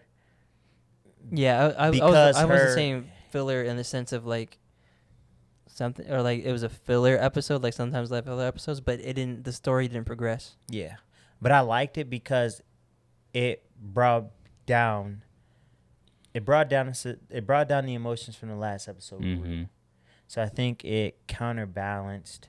Like there was a lot more comedic. Yeah, and I just think it brought down. I don't know how to say this. Like it put everything into perspective almost. Yeah, for like the characters. But with Rue's episode, it was so deep. It was so deep. Yeah. It was dark. It was fucking like you really went through it. Whereas this one's like, all right, you get that wider view, but it also sets the tone. Yeah. So it lightens up the mood a little bit, so that hopefully when the finale comes, you get hit with some hot shit. Yeah. and it's like it keeps that roller coaster wave of emotions. I think that's what makes good shows. It's like, because I don't always want to just be down here. Yeah. Like, bring me back here, then shoot me up, and then bring me back down. Exactly. It's good, but like if you make a, I would say like a spreadsheet and if a column of all the storylines that are happening in this show, for there to only be one left of the season, for there to only be one left, there's going to be 5 that they don't even touch in the last episode. That's very true. Like there's going to be stuff in episode 6 that you're not going to find out until the next season comes out, and you're either going to forget about it or it's just going to seem less relevant because none of it progressed, you know? Yeah. And at the end of the episode, like half the people probably like, all right, I really want to see what happens in this storyline. And then the other half are like, oh, actually, this one I think is the most important. So one of them, someone's going to be happy, someone's not. Yeah. And because I have a feeling it's gonna be Rue still owing that lady money, I don't think is going to get addressed this season. right, like where's... I don't think it can get addressed this season, though, because I feel like it'd be more than one episode. Yeah. That's what I'm saying. Yeah. Like that's... But that's the point, right? You can't put everything in... if they know they got another season. not even coming. answer it, but still, like, progress it. Because like I said, like... Even the one before that, I don't even think that was the episode before this wasn't the Rue owing someone money. That was episode 5. So I wasn't even 6. Yeah. So you're going to take a storyline from episode 5 and not progress it until you get into the next season? Yeah. Like 3 episodes, 4 episodes later? Well, because we don't know the timeline, technically. Because What do you mean? Because Rue gave her money, she was like, oh, you're going to have to pay me back the rest of the money. She didn't give her a timeline. Yeah. Which is why I think you could drag it. Well, so, you know what I mean? No, but she wasn't. The thing, Rue escaped. Like from... Oh, yeah, that's true. Rue escaped from sex trafficking. she- that she was what the snuck out of payback the was going to house. be. Like, she left. Yeah. It wasn't that like, oh, okay, like I'll take this as good faith and you'll get me the money sometimes. No, she was going to sex traffic her. She wasn't going to let her leave the house. She had to run out the house. We don't know that 100%. Yeah, but but it was like... most likely, yeah. But it was implied. Like, Yeah. the girl, they gave her that stuff in a suitcase too. Like... But it'd be hard to, like, kidnap her when she's, like, under adult supervision all day long now. Like... Because like her mom's pretty much, she's just with her mom's getting clean because they couldn't admit her to the hospital. Yeah. So I can see how they could drag it and why they are dragging it. And where the story is now, I don't think that should be addressed as immediately. I don't know. Like, I like that it's there and I'm not worrying about it yet. Yeah. Because she's just going to get snatched up at some point. Because it's going to happen, yeah. But yeah, So and you then know, the forcing it in storyline there. with Maddie and whoever that lady is that she house sits for. Oh, yes. Like, I feel like that won't get addressed either. There's a bunch of stuff that's like that we'll see what happens to Fez next episode or if anything does happen to him, but I don't know. There's just a lot. Bro, Fez better Ashtray not about to die. smoke, buddy. Yeah. Ashtray about to they finna catch another body. Yeah. That's gonna be the next storyline. They Wait, gonna catch another They body. killed somebody? Didn't they kill before? somebody in the first season? Did they? I can barely remember the I'm first pretty season. sure that was that whole Oh, thing about. the guy with the Mexican dude. Yeah. I don't know why I don't remember this ad. I don't know if Well, somebody don't- caught a body. yeah, someone died. Yeah. Yeah. The one that was pressing him heavy and Yeah. was. But yeah, I don't know. It's just there's gonna be a lot to go through, and if Yeah, it does, and then feel- there's no Maddie Cassie fight that hasn't happened yet. There's I you don't feel know like what's gonna that happen has with the to happen story. I next mean, with the yeah. But now Cassie is gonna be mad at Lexi because Nate got mad at the Oh, play. Yeah, they did Nate dirty. Yeah. I'm excited, bro. Yeah, same. They left that cliffhanger in there. I was like, all right, fuck with it. All right, let's move on to music. Actually, some decent music came out today. I'm sure you're going to talk about Conway. You know I am. The Machine. It's good. I like his album. Yeah, I listened maybe about halfway or so. I listened twice already. I got some favorites so far. John Woo Flick is still a favorite. Stressed is good. Guilty's good. What was the song with Lil Wayne? Tear Gas. Yeah, that's the one. Was Rick Ross on that? Mhm. Or did I? Okay, I like that song. The one with T.I. wasn't a fan of because I Me didn't like neither. T.I. verse. God Don't Make Mistakes. It's personal. I like personal albums, and he's really like, it's his introspective album. Usually you don't get this much from like one of my favorite songs from Conway is when he talks about when he's on a West Side Gun feature, and he talk about getting shot in the face and having Bell's Yeah. palsy. So like he's talking about how like Which song was that? Because I think that might have been where I finished. That's on Guilty. Yeah, I think that's maybe where I left off. But he mentions that in a whole other song. Like, Okay. on one of West Side's Guns mixtapes. Like Well, one of his best the verses one I'm ever. talking about is where he's talking about like people laughing at him or whatever. That's Guilty. Okay. Yeah, so I like his album a lot. I know last week I meant to bring it up, but we got so sidetracked with all the other streaming stuff. But your boy Currency he Dropped another one with an album Alchemist. With Alchemist. Yes, sir. Bro, I've come to the conclusion you just like anything that has the word alchemist in it. Because you read the book The Alchemist or whatever? And he likes the Alchemist. Yeah, you like the brunch restaurant. place. Wait, I don't think I read the Alchemist book. Oh, I thought you did. Okay, maybe It's on my list, but I haven't read it. But no, Alchemist is a great producer, and him and Currency just makes great music.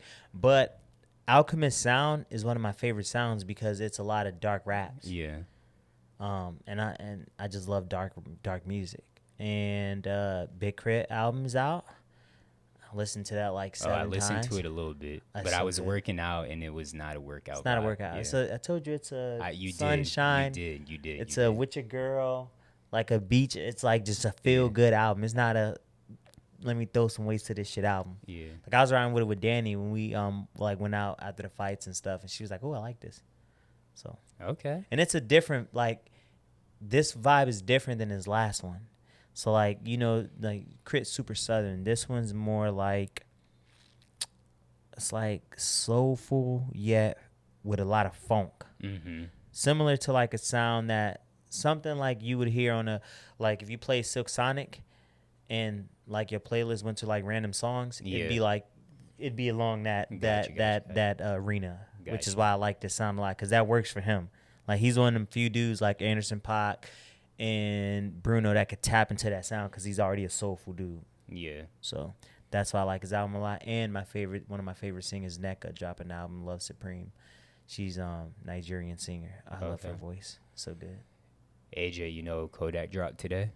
Oh no, I didn't know that. Yeah, he dropped today. It's actually I only listened once, but I really like the album. Like I really, really like it. My favorite Kodak album I think ever is Painting Pictures. And even that, I feel like off first listen, I wasn't crazy about it. But this one, as I continue to live with it, I'm sure I'll like it more and more. And it might be my favorite. There are a lot of slower songs on it, but he definitely spitting. Super Gremlins on it, and it's not a lot of that type of vibe. Yeah. But Kodak, this good Kodak, I fuck with it. And I think you'll like it a lot too, AJ. Earl Sweatshirt dropped a fire album too. Oh, Sick. did he? Yeah, I like Earl Sweatshirt. So if you like Our Future, like I fuck with it. Yeah, I fuck with. Because he's probably the darker of our future. It used to be Tyler. Yeah. It used to be Tyler until he got on this. But wait, Sweatshirt was always like that too, though. Yeah, like his is like it reminds me of like lo-fi rap. Okay. There's a random R&B album that I came across. I know you always know Everybody Feel, but Ecru. Never heard of him. Okay, well, the last 2 nights I listened to it to fall asleep, and I fuck with the vibe. So I haven't even listened to the full album, but what I have heard from it, send it in the group chat so I can check it out. What I have heard from it, I do fuck with it. So I will make sure I listen to it prior to next pod and give y'all an actual review. But CHE space ECRU, Ecru, I guess is how you pronounce it. G Perico dropped another project, but I don't know if I like it that much. Really? I gotta listen to it again. And y'all talked about Saba's album. We talked about that last time. Yeah. But you know what album? It's not a new album that I just really love. Blank Face LP. That might be in like my By top. who? Schoolboy. Oh, okay. That might be in my top 25 albums of all time. Really? I love that album, bro. It's to me, it's easily his best body of work. Yeah. Like I was like, oh, if I ever fight, like to get on cards and stuff, my fighter name gonna be Blank Face. You're not gonna have The Alchemist? Now it's gonna be Blank Face. Apparently Kendrick changed his picture on Spotify, so people are speculating that he might be coming out with something soon. Nope, don't mean shit because he did that before and he didn't drop. Did he? Yeah. Oh, shit. Damn, He did that before and he didn't drop. It was like it happened like a year and a half ago, and it was like he just changed it, and that's when he because he did that, and then he put out that PNG letter on his website. Oh yeah. When and he was like, oh, we definitely about to get a Kendrick album. Nothing. God damn it. Kendrick just be playing with our emotions. I hope he really don't turn does. to 3,000. I really don't. Because Yeah, same. if I got to live with his last 3-4 albums, I'm fine with that because they're great bodies of work that are timeless. But I need new Kendrick just on his features off Baby Keem album alone. Yeah, I agree. Like, them 2 features, them be holding me over, bro. And I love those songs. Yeah. All right, let's switch over to sports. So this past weekend we had the All-Star game. Did y'all watch at all? LeBron James. Oh, you actually watch? I Well, I haven't mean, it wasn't about LeBron James. Steph Curry went for 50. Yeah. Yeah, well, 15 threes. Steph Curry hooped, but Nigga went LeBron stupid. hit the game winner.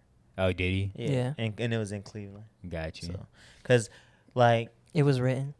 yeah, Steph, well, they both Ohio kids, Yeah. born in the same hospital, but, like, Steph was taking off. They was trying to give him the 3-point record, and he just kept bricking. Like, you know how Oh, Steph, 16 is not the record?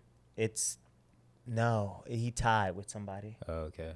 He kept breaking, but he still shot like amazing percentage from 3. Yeah, If He's he like ties 15 it, for it 21 has or to have 16 been to Clay, 27. no? Doesn't 16, Clay have the 27. record?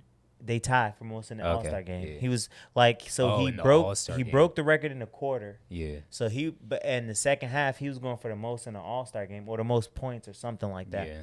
And he just wouldn't make the shot. And then LeBron wasn't playing well, like how he usually plays, because he kind of inefficient in the first half, but kind of tightened it up in the second half. And so, in the fourth quarter, it gets exciting because they actually play to win. Yeah. And so DeRozan comes down, goes to the mid-range, puts him up, and then LeBron get the possession, shoots a fader, game. It's like, and then, so it's cool. Like, for him to do that in Cleveland, like, that's dope. MJ in the house. It's the 75th anniversary. Like, at this point, I don't expect him to ever. Oh, my God, Julius. I don't ever expect him to get All-Star MVP again just because he's old and there's so many young, spry guys out there. But Steph first half Steph was insane to watch. So who you taking on fire, Steph or Clay? Still taking Clay. Well, no, Clay's been injured the last 2 years. You got to take Steph. But if we talking prime Clay, I'm still taking Clay because I'm taking Clay, bro. Because even, like, fire Steph was 16 to 27. Fire Clay would have been, like, 20 for 28. All right. Well, I didn't watch anything from the All-Star game. Well, he shot 33s. I know. It was That's nuts. wild. Yeah. It was, bro. He was pulling when you talk from 30. It was stupid, bro. Yeah, I watched it. It I was was watching. There was a photo where he put a deep three. The ball's in the air, and he's just walking down the court, and the ball's like in the trajectory of the ball alone. You're like, bro, that's wild. Only Steph could do that. He finished his top 10 all time in my opinion. Which I think we talked about this. I think we all agreed. Top 10 all time? Ooh, maybe. Also, I Maybe. find it extremely disrespectful that Kobe was number 10 on the top 75 list, but that's neither here or there. But whether this All-Star game was actually good or not based off social media, I don't know. It was good. But I did not see anything. Like, Bleacher Report, House of Highlights, ESPN, they all post the same shit. Yeah. I didn't see anything from the three-point contest, from the skills competition, from the dunk competition. I've seen one Obi Toppin through the leg dunk, and that's it. I haven't seen anything. But he's done that in the game. Yeah. Which is whack. Yeah. Like, if you could do it in game, I'm not trying to see that shit. I mean, as a nigga that cannot dunk and just got dunked on, I'm tired of seeing the through the legs dunk. We see it every year at this point. I mean, it depends on how you do your through the leg dunk. If it's just like a shoot through the leg, that's just buns. But if you do like a reverse through the leg, fucking reverse slam, like Jason Richardson did that one year, that's different. Yeah, but at that time we weren't seeing it as much. Yeah.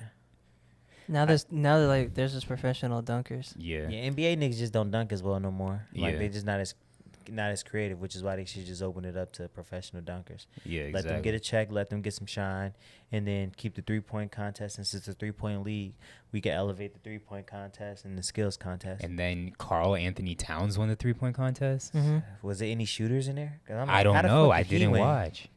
Yeah, there was some decent shooters in there. I forgot who was in there, but Somebody's like- CJ McCollum was in it. No snipers. Somebody's like, I didn't watch it either, so. Somebody's like, oh, Karl Anthony Towns the best shooting big man ever. And I'm like, nigga, Dirk? Yeah, What you no, talking about? not at all. What the Like, fuck? I don't even like Karl Anthony Towns Yeah, as me a neither. basketball player. Me neither.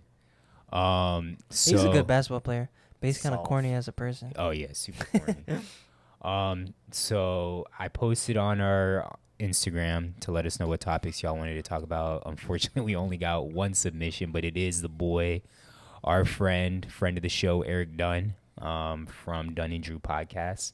But he wanted us to talk about the Eastern Conference standings currently. So we could actually talk about East and West. But right now, Bulls, number 1. Oh, are they? Yeah, Chi-Town. Even though I don't fuck with the Well, Bulls. when's this Heat when they'll be back up there? So yeah, the Bulls are a half a game ahead of I don't know if I messed it up. The Bulls are a half a game ahead of the Heat right now. But DeRozan I don't know how many games has been going stupid. 8 straight, 35 on 50. Yeah, and before I don't know if AJ got it recording, but I know in the beginning of the podcast y'all were talking about DeRozan, and you was just saying that he just in his Kobe bag right now, right? Yeah, his mid range is Mamba-esque. Like it's scary. Yeah. Yeah, man, he's been balling, and I had the Bulls being good this year. Mm-hmm. Didn't have him being that good. No, I don't think anyone did. No, I had them being top 4 for sure. I had him. I'm pretty sure being I top had him 4. high. I had him high. Or maybe, I definitely had them top 4. I had him high as well, but I didn't know they'd be number 1. I thought they were gonna be 4. That's what Yeah. I mean by top 4. Yeah, so it's cool for the city. I mean, I'm not a Bulls fan, but everybody from the city be posting them, so I see all my Instagram be just full of fucking DeMar highlights and shit. Okay. I mean, Heat are number 2 right now, and I'm happy that COVID restrictions are subsided. Because even though I'm not a Heat fan, and y'all know I used to be fuck the Heat, anybody that love them, low key, attending a white hot Heat game. I don't know if the Heat still do that.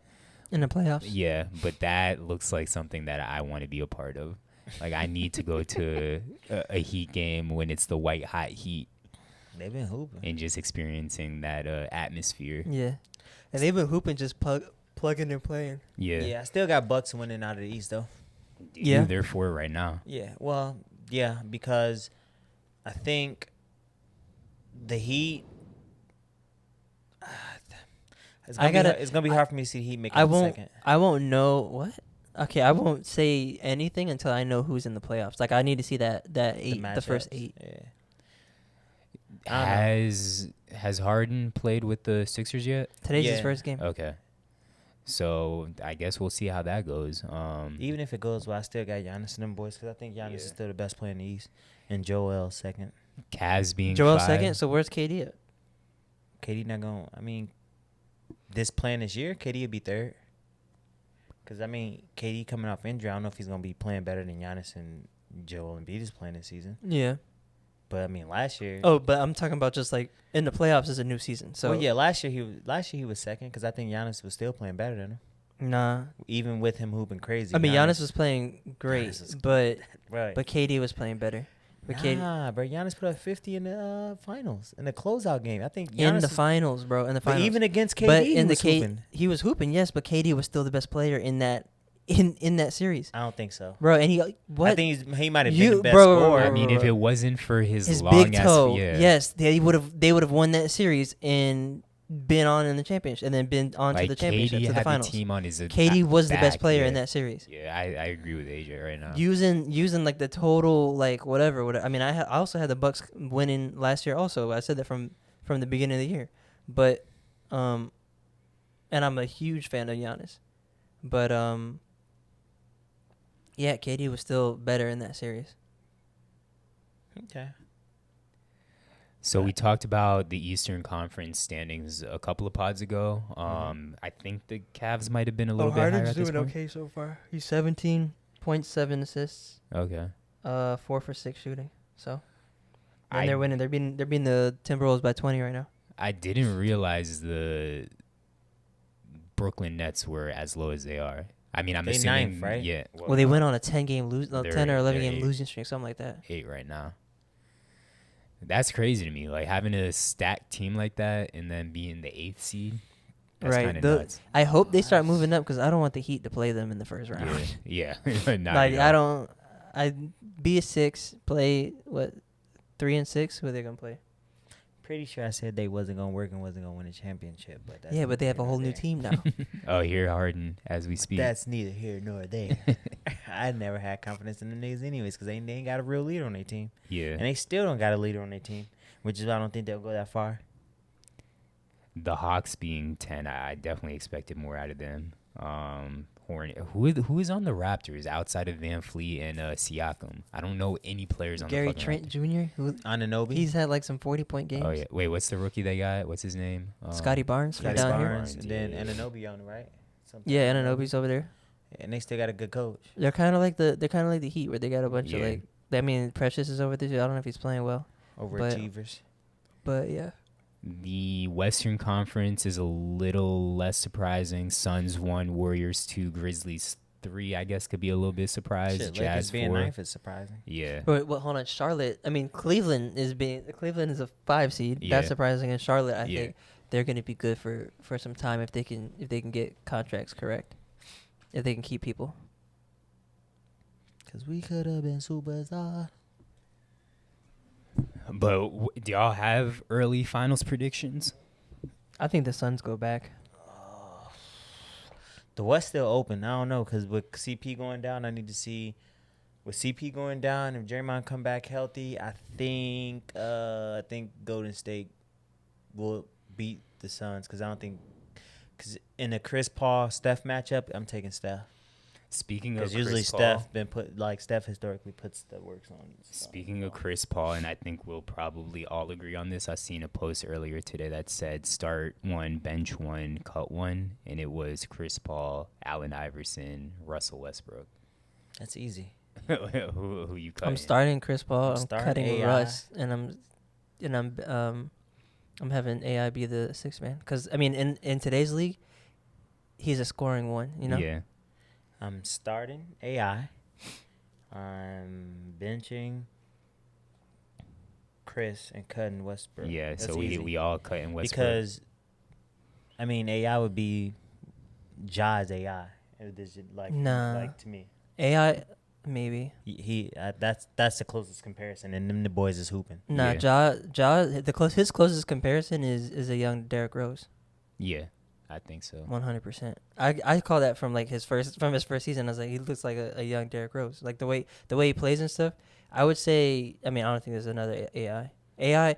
Lou Will is kind of like AI, but AI is just way better than Lou Will. Yeah. That's why I would have AI come off the bench because I could just come in. I could just have him come in and just give him the ball every time. Yeah. Now he can carry a team though. Exactly. Like, better than all three of them. No, that's not true. I'm not thinking better than Chris Paul. That he can carry a team better. He definitely can carry a team better than Chris Paul. AI. It depends on what you mean by carry. Like improve a team and make a team a winning team. Chris Paul definitely over AI.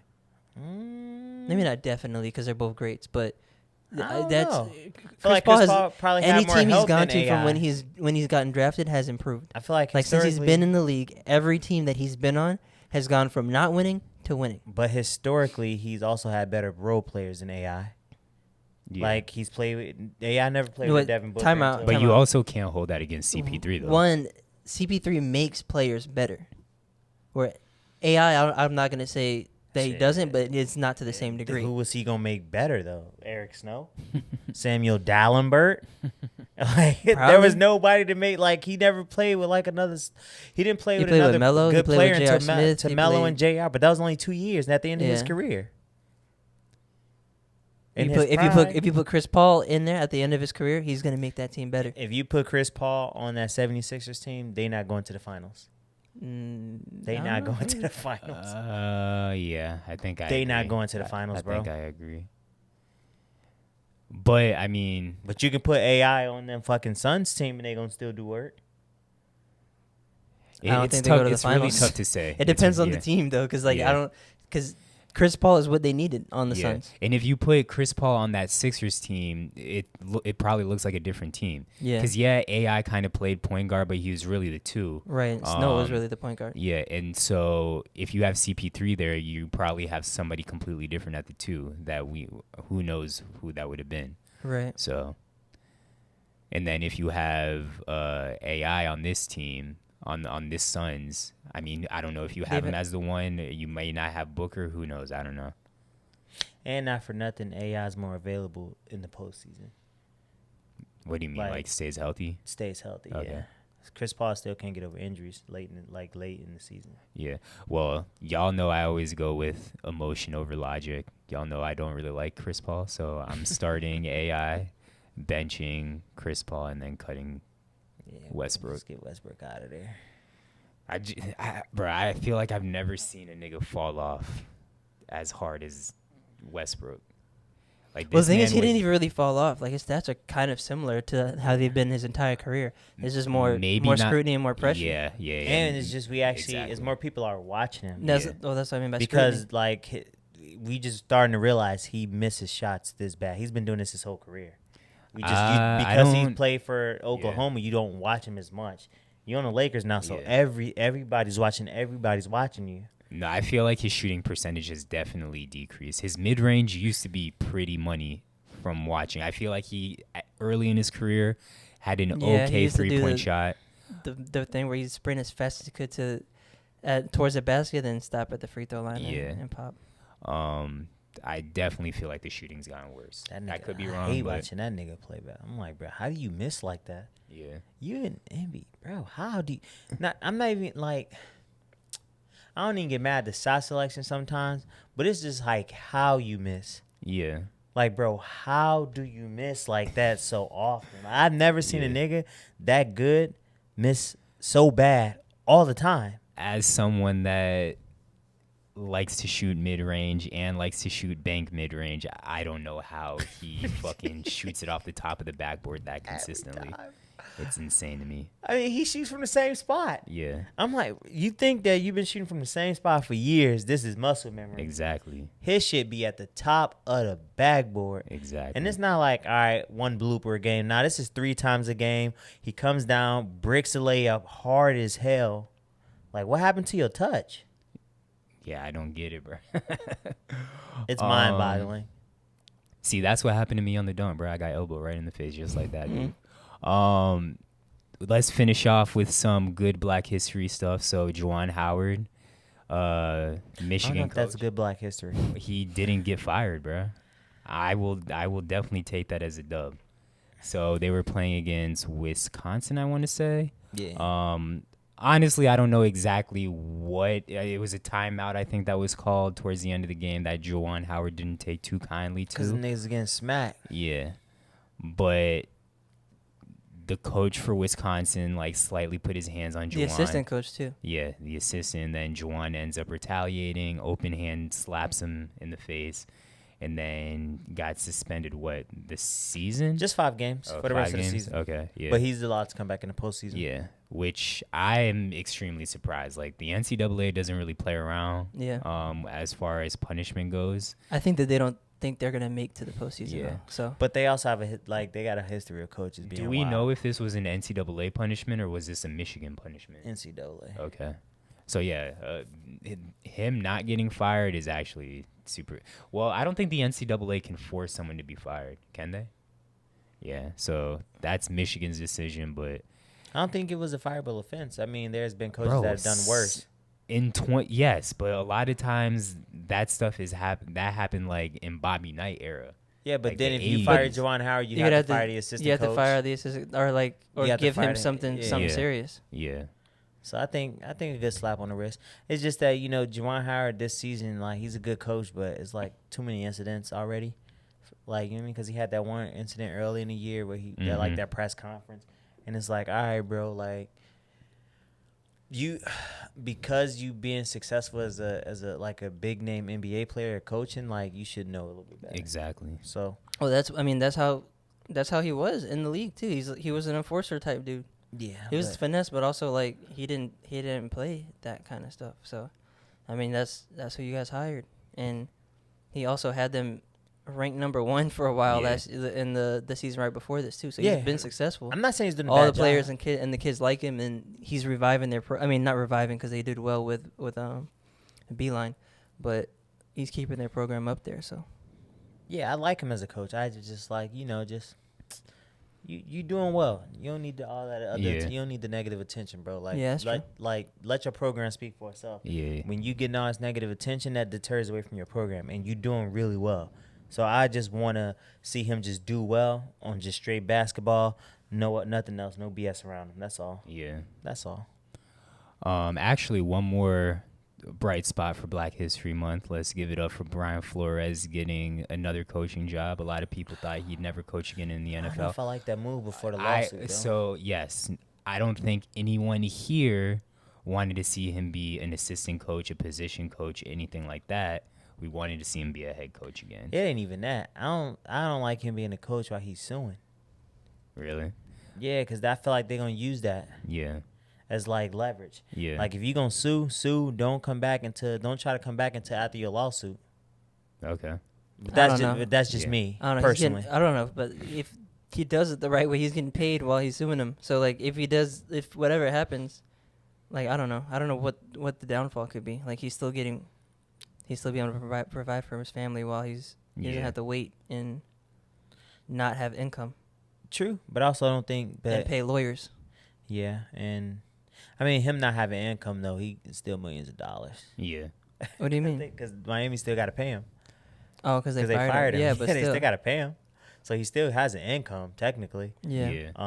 Now he has double income, which is cool. It's just that for me personally, if you gonna sue them, like it's like I'm suing you and I'm working for you, and then I still have aspirations to be a head coach, and I just don't think eventually he'll get back to a head coach. Like he might just be a super assistant. I don't know. I think he could get back to being a head coach. Especially if the Steelers do well. Yeah. And then the next round, do well in general, and especially on defense.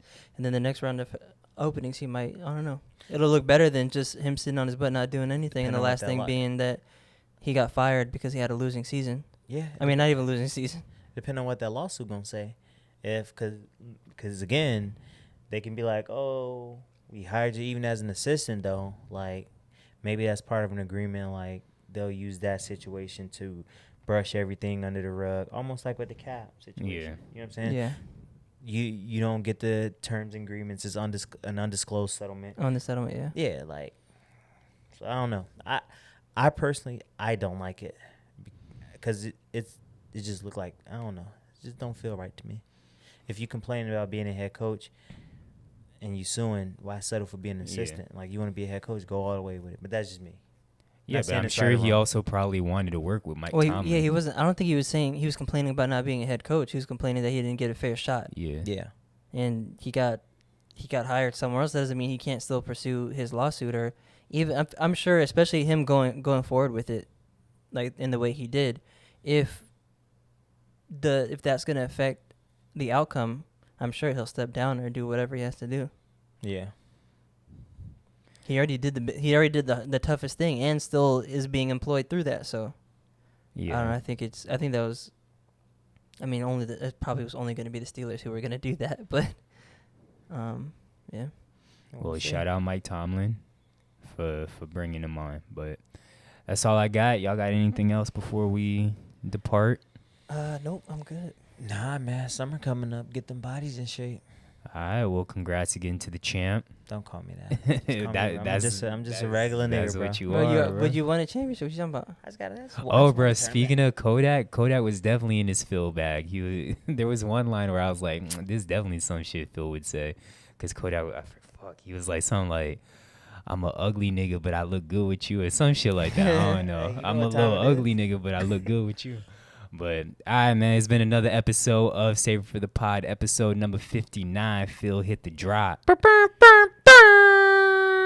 Peace.